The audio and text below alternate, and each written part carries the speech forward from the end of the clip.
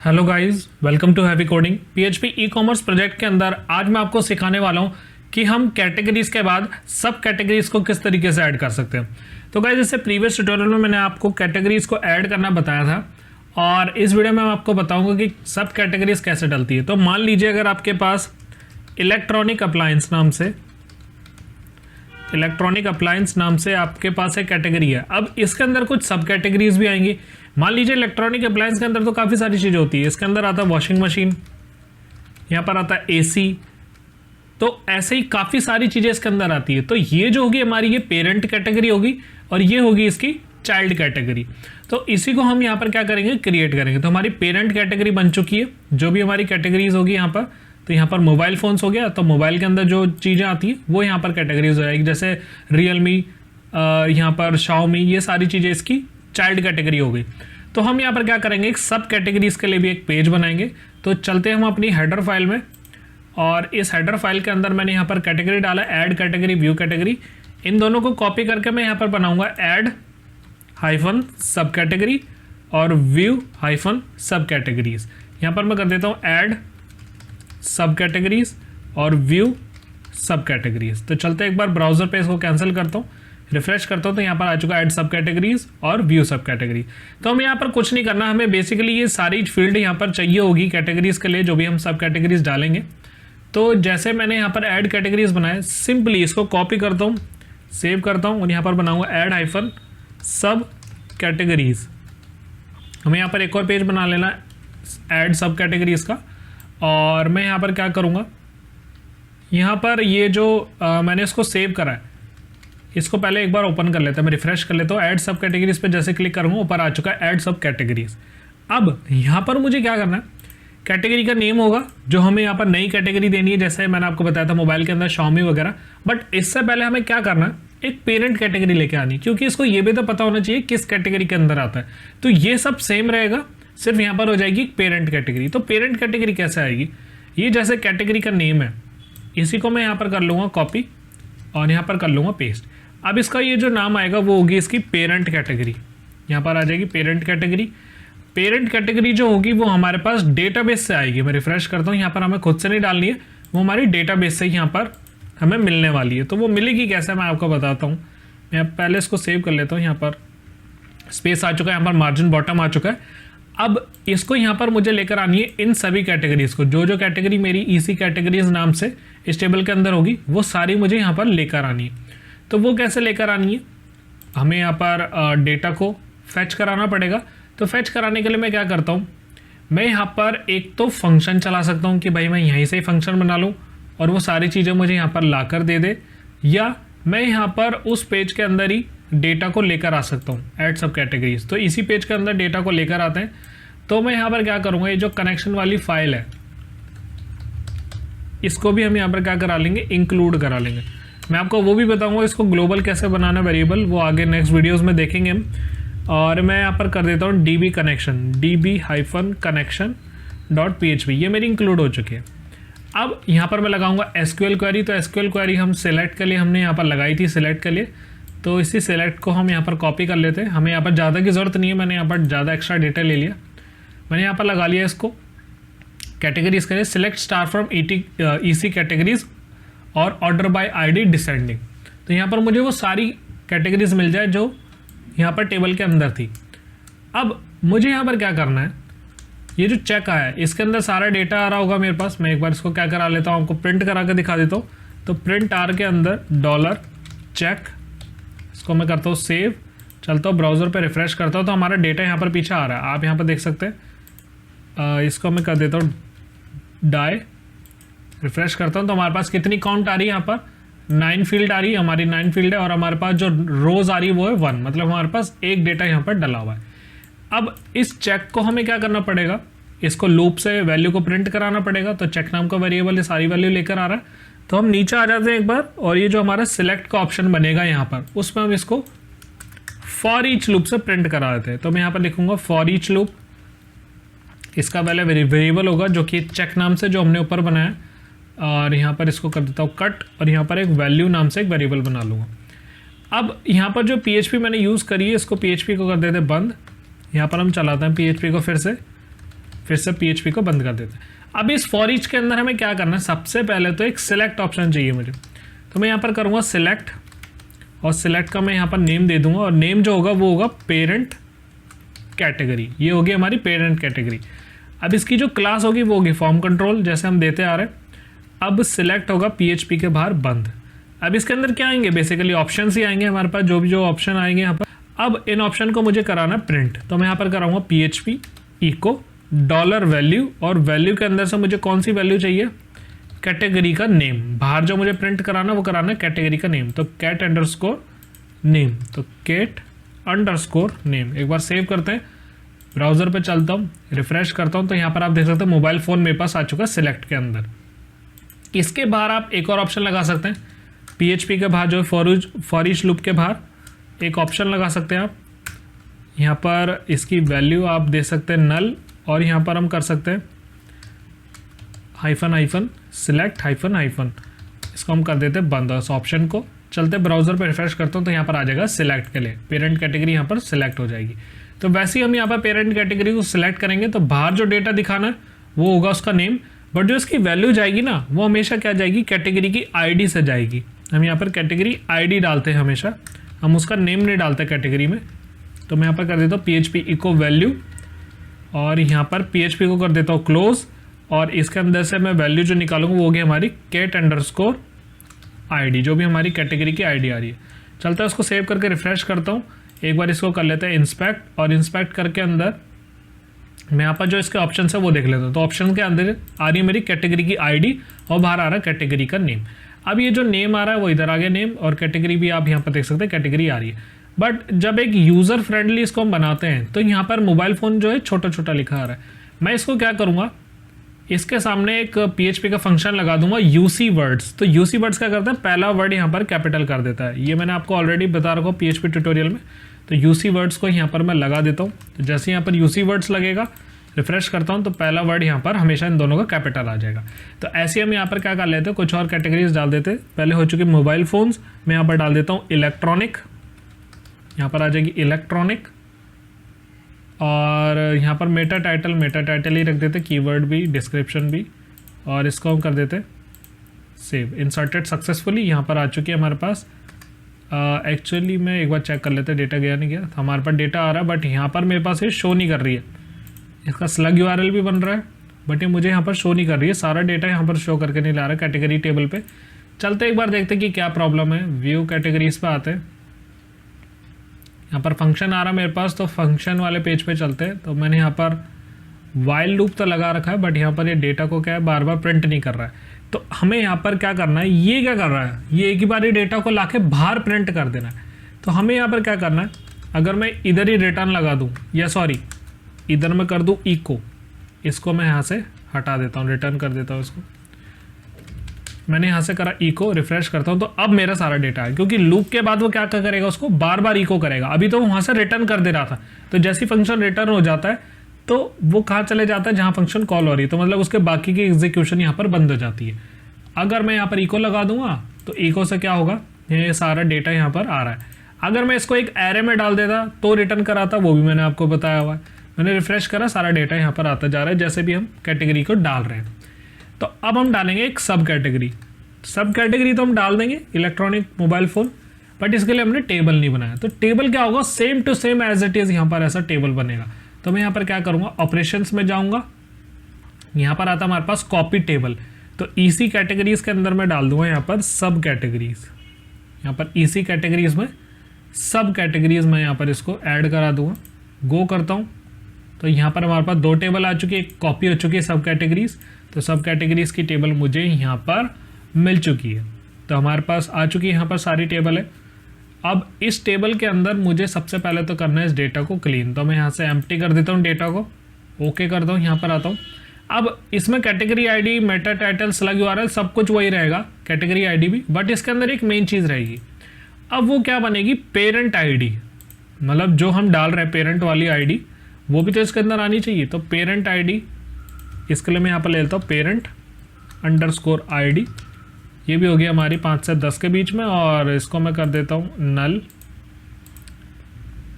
Browser पे आता हूँ, ब्राउज़ पे आता हूँ, तो यहाँ पर आ गई पेरेंट आईडी। पेरेंट आईडी वो आईडी होगी जो यहाँ से जाएगी, मतलब इसको पता चल जाएगा। मैं आपको करके दिखाता हूँ यहाँ पर। तो यहाँ पर सारी फील्ड हो चुकी है रेडी। यहाँ पर करते हैं ऐड सब कैटेगरीज, और इसका जो नेम दिया था वो दिया था मैंने पेरेंट अंडरस्कोर कैट, या इसका नाम दे देता है पेरेंट आईडी। मैंने पेरेंट आईडी नेम दिया, सबका नेम सेम है, हमने पहले ही यहाँ पर फॉर्म में डाला था। अब जैसे ये आए तो functions.php में आ जाए। अब इसका मैं नाम दे देता हूँ ऐड सब कैटेगरीज, ऐड हाइफन सब कैटेगरीज। अब जब फंक्शन पे आएगा तो ये क्या चीज़ देखेगा, यहाँ पर देखेगा। अगर पोस्ट में अगर ऐड हाइफन सब कैटेगरीज है तो उसको इंसर्ट कर दे। तो मैं यहाँ पर कर देता हूँ ऐड हाइफन सब कैटेगरीज, यहाँ पर इंसर्ट हो जाएगी। सब चीज़ वही रहेगी इसके अंदर। नया यहाँ पर कैटेगरी नेम जो भी वहाँ से आ रहा है, कैटेगरी आईडी इसकी नहीं जाएगी, बट अब आएगी पेरेंट आईडी। तो यहाँ पर मैं कर देता हूँ parent underscore ID equals to होगी। अब जो आएगी तो डॉलर अंडरस्कोर पोस्ट के अंदर से मैं यहाँ पर पेरेंट आईडी को लेकर आऊँगा, जो हमारी सिलेक्ट के अंदर से आ रही है पेरेंट आईडी। और इस पेरेंट आईडी को मैं यहाँ पर कहाँ डालूंगा, पेरेंट आईडी जहाँ पर भी होगा इसका कैटेगरी नेम कैटेगरी आईडी, यहाँ पर मैं डाल देता हूँ पेरेंट अंडरस्कोर आईडी। और इसको मैं कहाँ पास करूँगा, इधर ही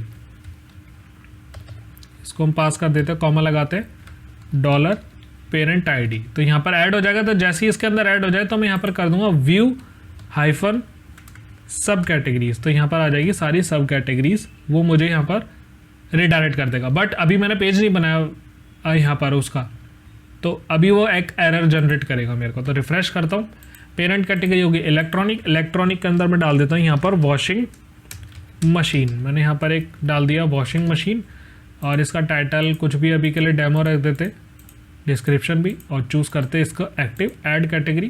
फंक्शन में आए यहाँ पर, अभी मेरे पास इसने क्या करा, कुछ भी नहीं दिया मेरे को। तो मैं इसको एक बार रिफ्रेश करके फिर चला के देखता हूँ। ऐड इलेक्ट्रॉनिक्स, यहाँ पर आ जाएगा washing machine, Meta title, Meta keyword, description, choose. अब देखते हैं एरर जनरेट होता नहीं होता। मैं यहाँ पर करता हूँ, तो यहाँ पर एक एरर जनरेट हो रहा है क्योंकि इसके अंदर वैल्यू नहीं आ रही है। तो ऐड सब कैटेगरीज, इसको मैं एक बार कर लेता हूँ कॉपी। मैं देखता हूँ यहाँ पर क्या प्रॉब्लम है। ऐड सब कैटेगरीज में आता हूँ, इसका भी जो नेम है वो यहाँ से सेव करा, बिल्कुल परफेक्ट इसका नेम है।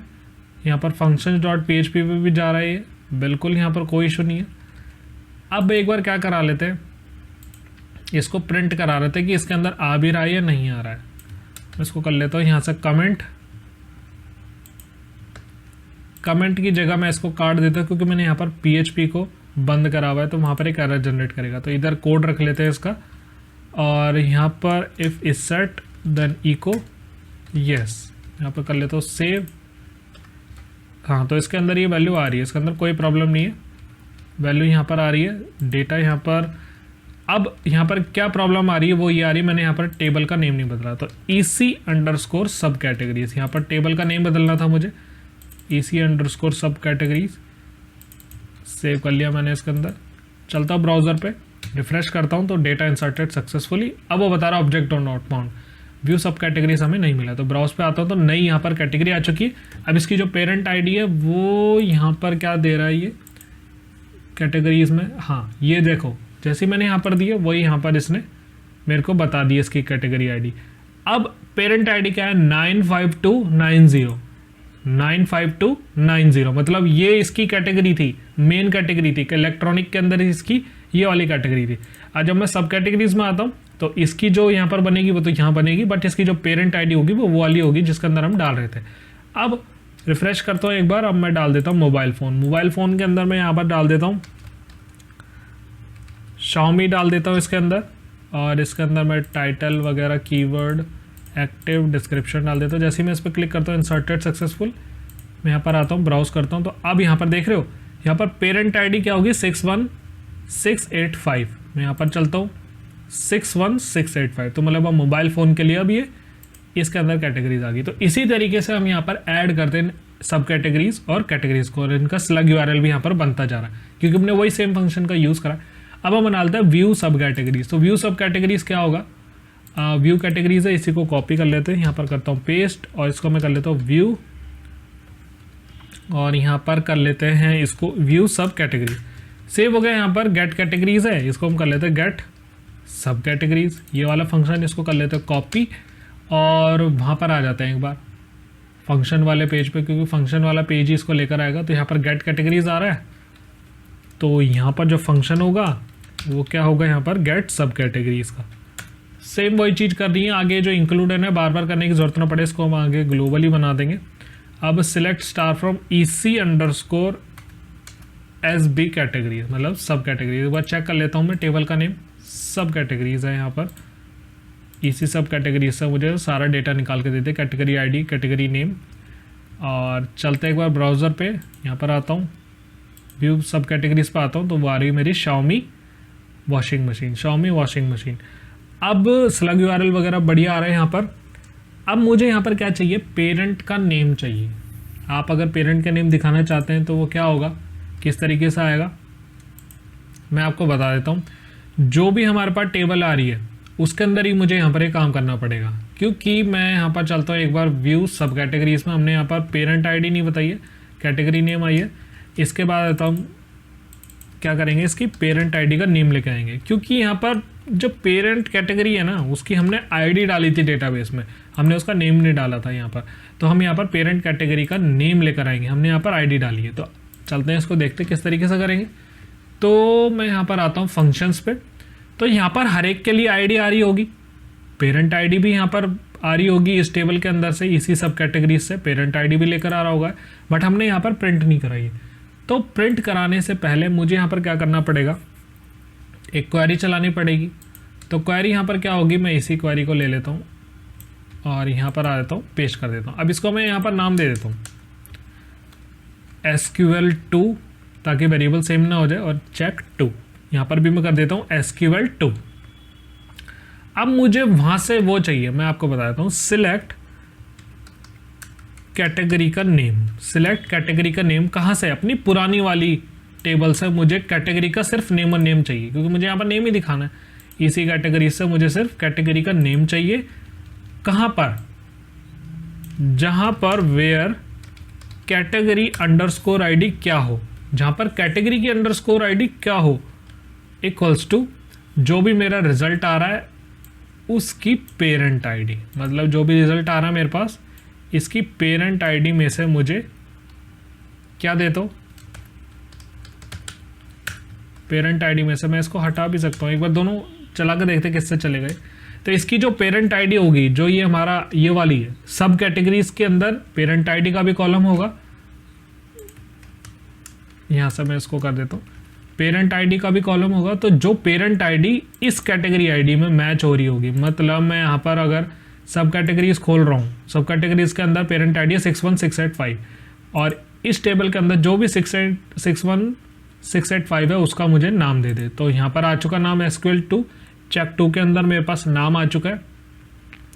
तो यहाँ पर मेरे पास डेटा आ जाएगा, और इसमें मैं क्या करूँगा, MySQLi अंडरस्कोर fetch assoc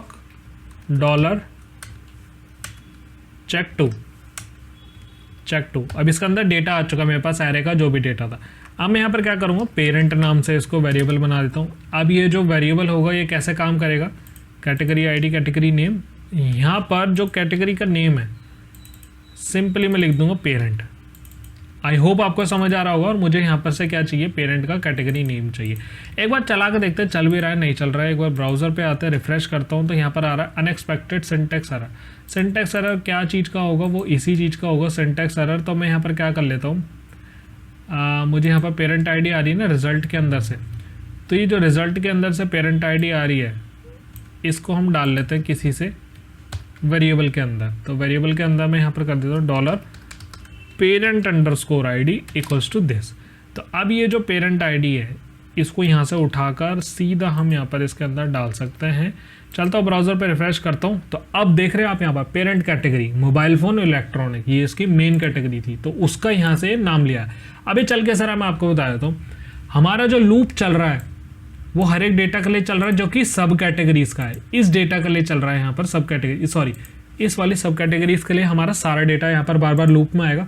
तो जितनी बार लूप में आएगा उसकी पेरेंट ID भी तो अलग होगी, हर एक रो के लिए पेरेंट ID अलग होगी। तो मैंने वहीं से पेरेंट ID उठा ली है। तो पेरेंट ID वो कर दिया मैंने इस टेबल से कि भाई मुझे कैटेगरी का नेम दे दो, पुरानी टेबल जो EC कैटेगरीज है जहाँ पर कैटेगरी ID हो इस पेरेंट ID से सिर्फ उसका मुझे नेम निकाल के दे दे। तो इसी तरह मैंने यहाँ पर क्या कर दिया, इसका नेम यहाँ पर निकाल कर दे दिया, कैटेगरी का नेम। अब अगर किसी ने छोटे वर्ड में डाला या किसी ने बड़े वर्ड में डाला तो आप यहाँ पर जानते क्या लगाएंगे, यूसी वर्ड्स। मैंने यहाँ पर ऊपर भी लिख दिया गलती से, इसको कर लेते हैं यूसी वर्ड्स, और यहाँ पर इसको मैं कर देता हूँ क्लोज, सेव कर लेता हूँ इसको। जो भी यहाँ पर स्मॉल लेटर में अगर रिफ्रेश करता हूँ तो यहाँ पर कैपिटल में यहाँ पर फर्स्ट लेटर इसका आ चुका है। तो आई होप गाइस आपको समझ आया होगा किस तरीके से हम यहाँ पर सब कैटेगरीज और कैटेगरीज को डालते हैं इसके अंदर। और अगर कुछ भी डाउट रह गया तो गाइस मुझसे कमेंट सेक्शन के अंदर जरूर पूछना। सो गाइस इस वीडियो में इतना ही, थैंक यू सो मच।